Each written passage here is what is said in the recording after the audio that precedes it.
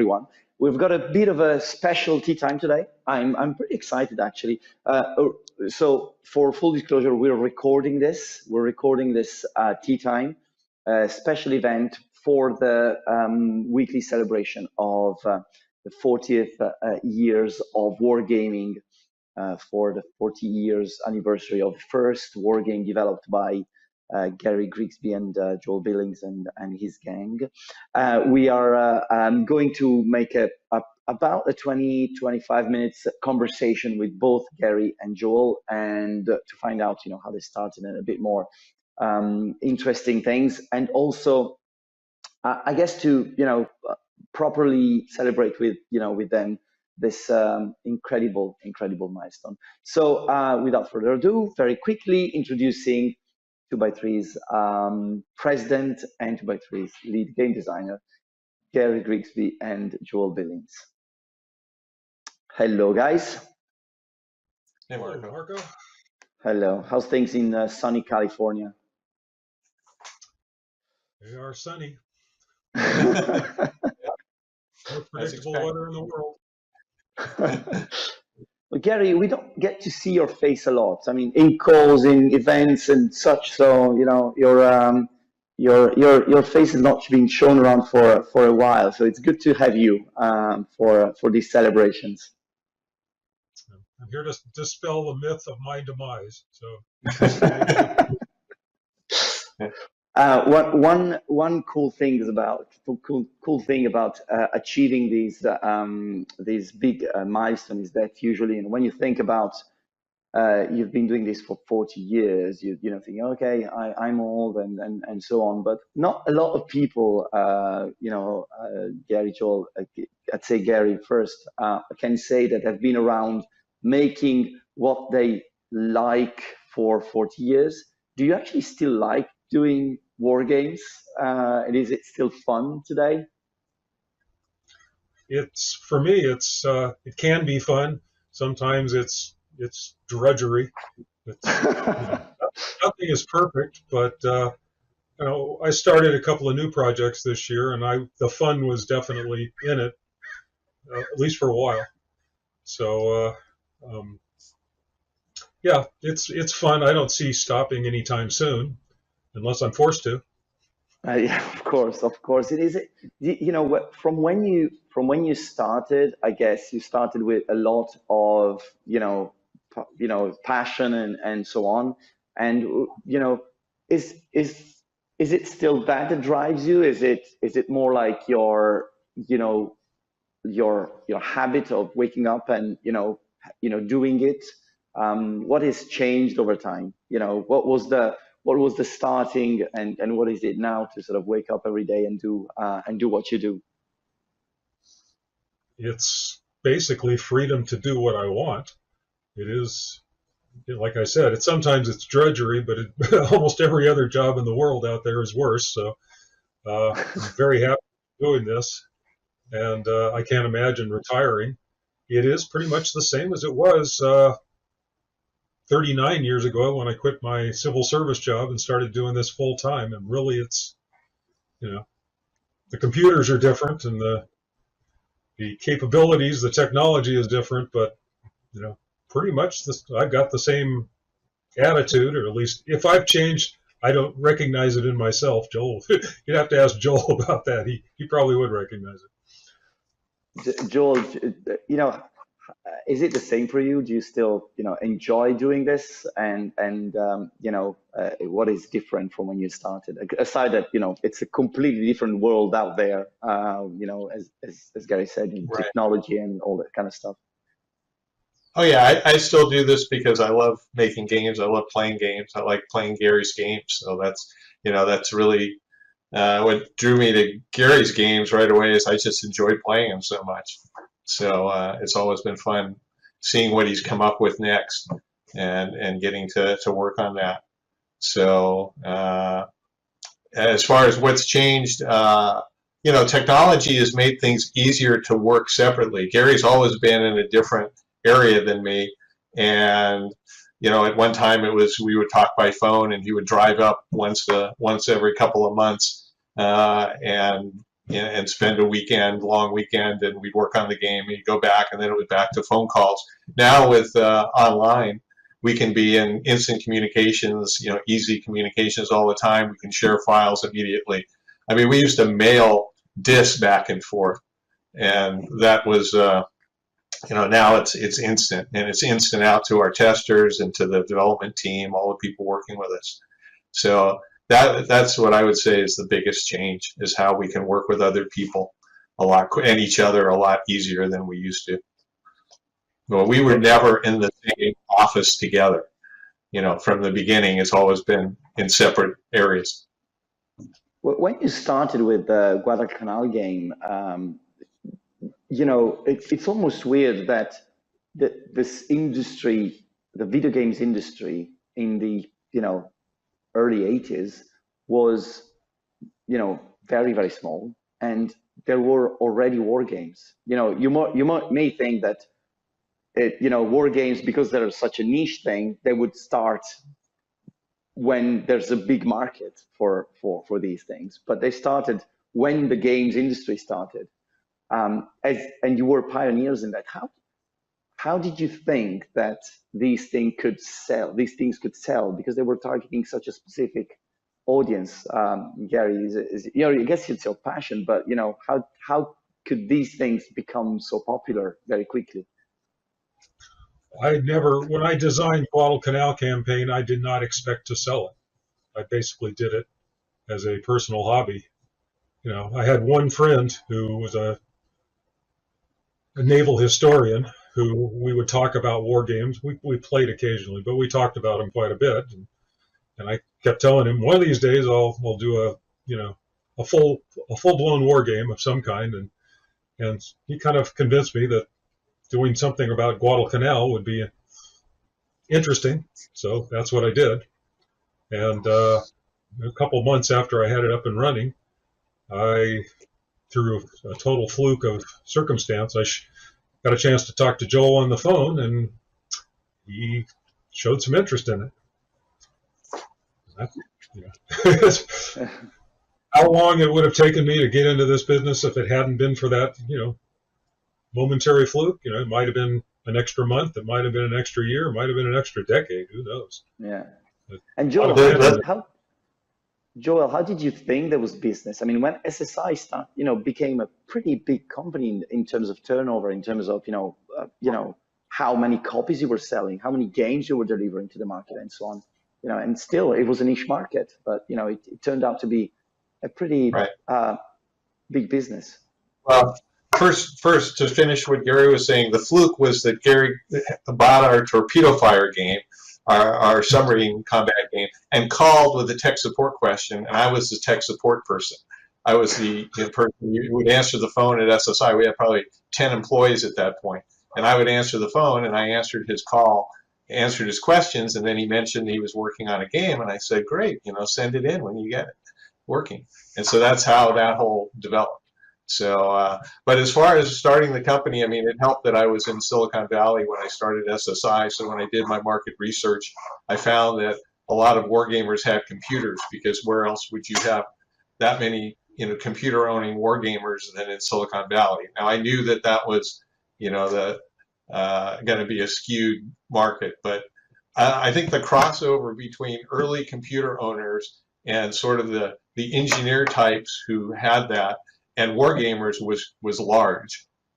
So you had a disproportionate number of people who own computers who would want to play a war game, as opposed to the audience, the mainstream audience. So we actually, in the very, very early days on the Apple II, you'd find we were getting onto the Soft Talk Top 25 charts with our games, and from very early on, even though the game sales were very low. I mean, the typical game back then sold 3,000-4,000 copies. I think Guadalcanal campaign probably sold 4,000 copies.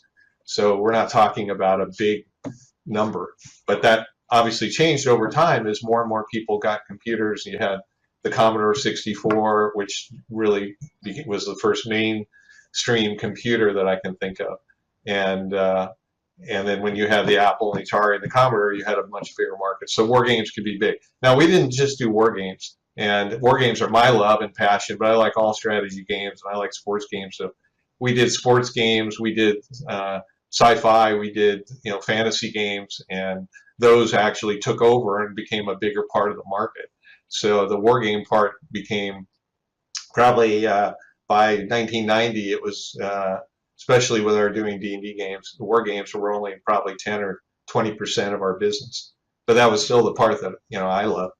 So Yeah, Gary, of all the games you've done over the last 40 years, this is a typical question that gets asked to songwriters and directors. But is there any game that you are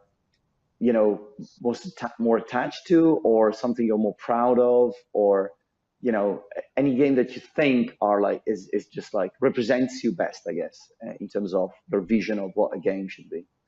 Or is it the next one? Well, usually it's the next one. If I had to look back, I would say the one that I thought was the biggest accomplishment was War in the Pacific, just because it was so hard to do. I also, after finishing that, I swore I'd never do anything that complicated ever again. And then we did 2, 15 years later or whatever. So, which is way more complicated than War in the Pacific. So, but I had a lot more help on designing War in the East too than I did with War in the Pacific. War in the Pacific was pretty much the design I envisioned, and I had a lot of technical help around the edges to get it actually finished, but I never had the kind of design help that I'm currently getting from Pavel, who is very good at taking over a particular portion of the game and then giving it a total facelift and almost making it into a game into itself, which is kind of what he did with the air gun War in the East, or War in the West, and then later War in the East too. So, but to reiterate, War in the Pacific was I thought my biggest accomplishment. It certainly wasn't the most fun one.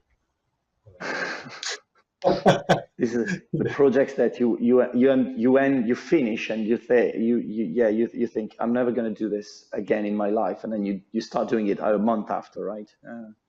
Well, not quite a month. I think it took me almost 5 years to cycle back around, and War in the East 1 was never intended to be as complicated as it eventually got.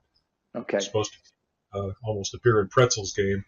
It got complicated, like all these things do, over at least anything I'm involved with, just seems to get overly complicated in its lifetime. And the fact that we decided to reiterate with the War in the West and then War in the East 2 with the same basic starting point engine and just, added to, modified, enhanced over 12, 14 years. We passed War in the Pacific in complexity, 5 years ago, I'm sure. And once again, I think even Pavel's swearing he doesn't want to do anything that complicated again. Glenn tends to lean more towards complicated stuff than I do at this point in my career. I may have started out, just thinking I could do anything no matter how complicated, but I've been humbled over the years by, okay, I'm in over my head. I better slow down. Yeah.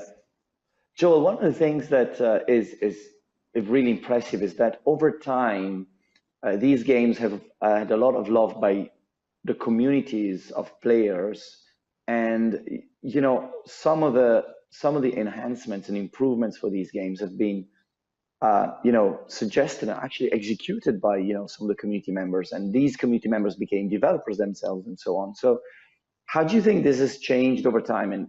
And I personally think that this is one of the greatest things that these fast internet, this fast communication thing has given us, right? This interaction with people and community members and such. But in terms of development, how did it impact your path in the market? absolutely agree that having the internet and the forums to reach the actual gamers and the internet and things like Skype to be able to communicate with our in-house our development team, which is really made up of a lot of people who are fans of the game and then become part of the development team over time from all over the world, and in a way that just couldn't happen before. So it's huge. And we've even had, as you say, we have people come in as fans of the game, usually after the game, often after a game releases, somebody will come in and become an after-release tester because we're continuing to work on the game after release. And then if they were a programmer, we've had a few programmers come in and take over and literally extend the life. And Gary goes on to a new game. We get a programmer from the community who comes in and works on the game. So that happened with several of our games 10, 15 years ago that got extra work that just it wouldn't happen in a normal environment. We just don't have the time. We're a small shop.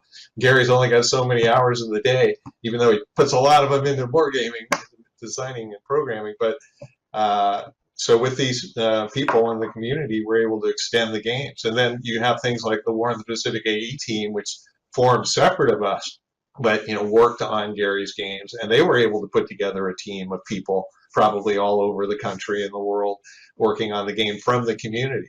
So yeah, it works both ways, and we get that input from the forums, which are fantastic. I mean, we had no idea when we put out games in the 80s and 90s, what people thought of the games.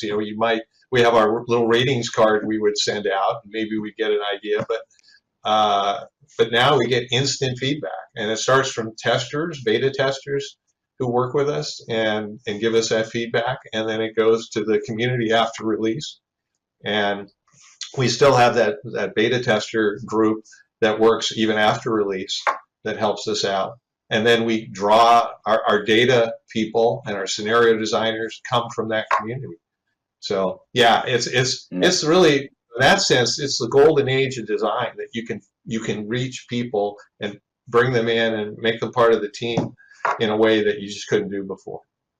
So yeah. One thing that I guess it's for both of you, but from Gary first, I guess. But how do you deal with this idea of complexity?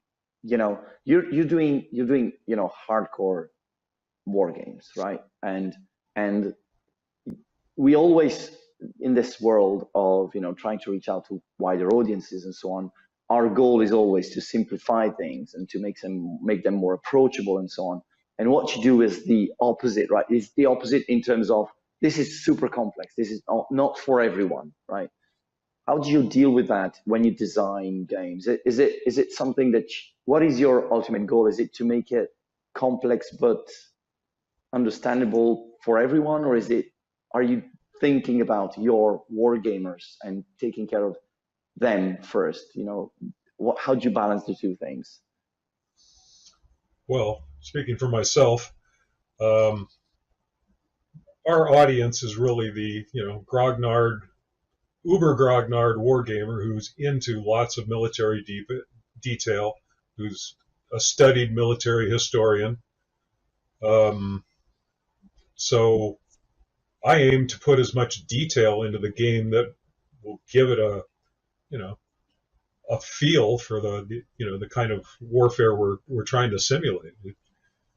You've got to add detail to appeal to our audience.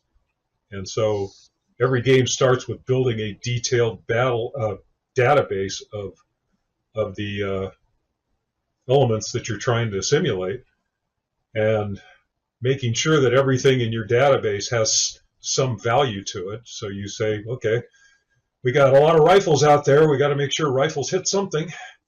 I think maybe War in the East 2 was the first one where we actually succeeded at that. But the detail, I mean, the complexity comes from just the level of detail we're trying to portray. And we're not trying to make it complicated to play. we're trying to make it as easy as possible to play.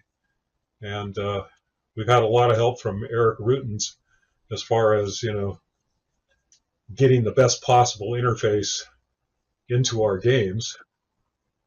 But inevitably, they're going to get complicated, and they're going to only appeal to a grognard audience. I personally cannot imagine even myself sitting down and playing a game that each turn takes a half an hour and there's 200 turns. So we've got some very dedicated war gamers who do want to play that kind of game with that kind of detail. And that's the market. That's the target audience. Joel, you're a big board game player as well, right? You've played all the big war board games over the years and so on, and inevitably the digital war games have become something that's completely sort of different from the board war games, which is simpler and all that kind of stuff. How much do you think that these two worlds collide nowadays? We see a lot of a new renaissance, I guess, a renaissance in the board game world. There's a lot more stuff being released these days, and still the digital war games are popular, and there's still a market. They're still working well and such. But from my experience, there's a big divide now. There's really almost like two different worlds that don't really talk to each other. They almost fight each other, right? How do you see that? Because you play both, right? So from a player's perspective. Yeah, well, I came from the board game world, the board war game world especially, and kept that up. But SSI, with SSI, it just, and the time it took to run it and do it, I lost track of the board games. So I would buy a board game occasionally, but very rarely got a chance to play it. And so I'm part of that divide now. And what I do game now is with my wife and with my kids who are now grown, but we board game strategy games, not war games. So the great renaissance in just strategy, family strategy games, which is out there. I can show you the closet full of games that we've got, the family plays, but I can't show you a war game that I played in the last 10 years. So I couldn't even tell you what's going on in board gaming. Unfortunately, I wish I had time for that, but I haven't. So I know there's been a lot of good board war games out there, just some of the stuff I've heard and seen, but unfortunately, keep the strategy games. So with it's basically been computer games for the last 20, 30 years at least. And going with Gary, I was going to, with your earlier question with Gary, Gary's really first and foremost, I think, a simulation designer. I mean, if I was looking to hire somebody to design a simulation of something, I'd hire Gary, because he builds a simulation, and then he builds the artificial intelligence to test his simulation, and then he has a lot of fun, I know, with making the artificial intelligence.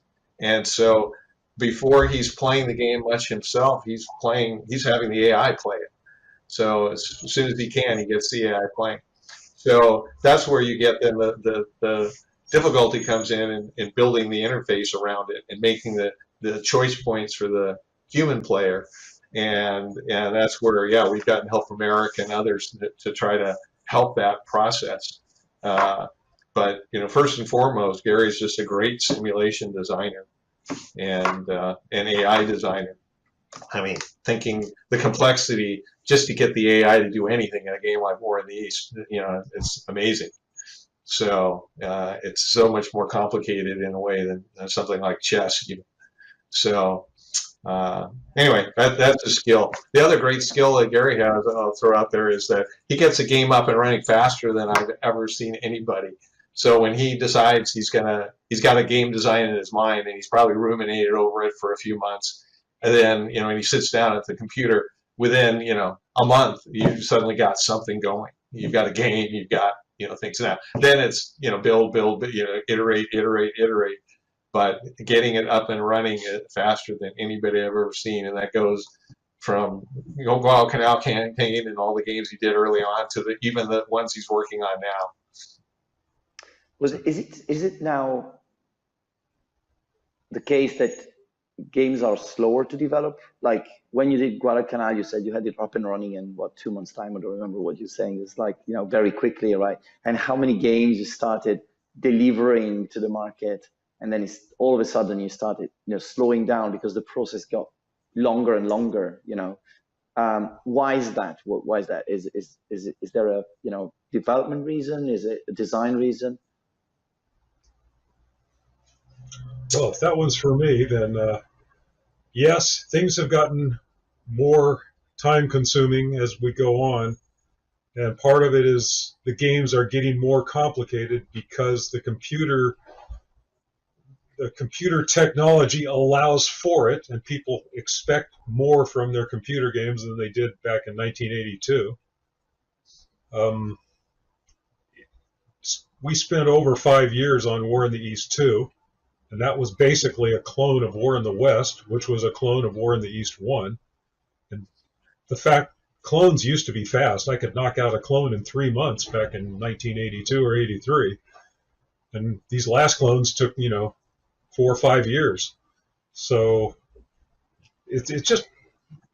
I call it creeping complexity, and the creeping complexity comes in because you've got so much capability, so much ability to simulate things on a minute scale and yet have a strategic scope. And that comes at a price, and and Joel and I have had to pay that price over the last 5 years. And Pavel paid his share of it too.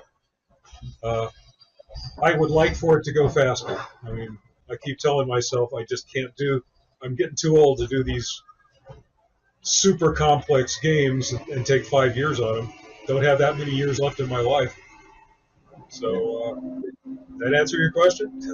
Yeah, it does. It does. I mean, have you thought about doing like on the side maybe, but something simpler that takes maybe a year instead of less of a monster game. It's just like a little creature on the side. Keep growing.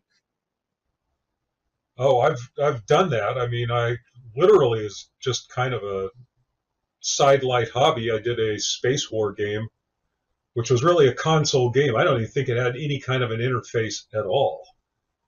But it was, it had a lot of spaceships flying around in space stations, and you could invade with Marines, and it had production. So, a lot of stuff that's typical in the kind of games I work on. And just this year, we talked about it last year, but just this year we decided to make that a reality and put that, dinky little space game I created, try to make it into a real game. And we obtained the services of a young man named Sebastian Shelley, who has got this thing up and running pretty quickly. So it'll be interesting to see how this dinky little space game that I created, what it turns into over time. And if it does turn into something significant, it's because somebody else is doing 99% of the work. But I guess I gave them enough to get started, get the wheels rolling, and I'd be happy doing that for the rest of my career if I could sit down and knock out a rinky-dink little game in a month and then hand it over to someone else, and they can spend the last 5 years making it into something profitable. I'd do it. Yeah, you did that space game in about a month or two, right? The initial. Oh, yeah. Well, I mean, I probably knocked around with the space game in a completely different form several times over the years. When I revisited it back in 2019, I had a little bit of extra time once I realized War in the East 2 was not going to get out in 2019. So I spent some time completely redoing the space game as a test bed for self-teaching AI, which, by the way, did not succeed very well, but a little bit. Anyway, so I did that. And the AI played against the AI, and the AI kept track of how well the AI did against the AI, and I'm not sure what it accomplished other than being able to hand it over to someone else and who is showing an interest in making it into a actual real game. looking forward to seeing what it looks our original partner, Keith Roars, and 2x3 Games, is back because he has always wanted to do a space game of his own. I mean, he worked on many games at SSI, and he's always wanted to do his own space game, but never had the time for it, and has a full-time job. So, but when Gary did this console game, we thought, oh, we really should get Keith involved because he loves space games. And then Keith knew somebody, this programmer Sebastian, and thought, oh, you can have Sebastian do it, and he would sort of, oversee it. So we're hoping that Keith and Sebastian can pull off Gary's game, basically his original vision, and take it. And they're moving along nicely on that. No. That's great. I mean, we've all of a sudden we've announced something. That's great. Yeah, that's awesome. Well, It's good also that Keith is. It's also good that Keith is back and and formed the original trio as well. It's something that would you have expected that? And it's something just came out of the blue. Right. Yeah. Actually, I kind of had that. I was going to say I kind of had that in the back of my mind when I was dinking around with the space game. I was thinking, okay, maybe we can, maybe I can get it along far enough to interest Keith in it. But I really didn't. I thought maybe there's a 1% chance. But Joel made it happen because I didn't even have the guts to ask Keith if he was interested. I mentioned it to him, but I didn't ask him outright. So, yeah, that's great. Sometimes that's great. Lucky. Well, thank you guys for this chat. I mean, we should do this more because I think it's it's just great to see you guys talking about all these things, and community out there just likes to hear from you what you're doing and what you think about stuff happening and such. So with a promise that we won't make another 40 years pass before the next one, we'll thank you very much for joining us, and we look forward to see what's happening on War in East 2 and the DLC that's not been announced officially, but everyone knows about. Okay. And thanks for joining us, and we'll see you soon. All right, thank you. Okay. Great talking to you. Okay, bye. So guys, this was I think very interesting, and also I always kind of leave this conversations with the sense of, God, I learned something. I had a chat with someone who's told me something really interesting that I've got to think about now, and there's a lot of food for thought as well, and an announcement, and more. So thanks for joining us. This was a special tea time. Hopefully you've enjoyed this conversation with the 2x3 guys. As you know, there is a War in East 2 DLC in development, which is possibly going to release this year, if not early next year. And the guys, as they were saying, they're working on more stuff. So it's going to be great to see where this goes. Thanks for joining us, and we'll see you next week at tea time at 5 o'clock on Thursday. Bye.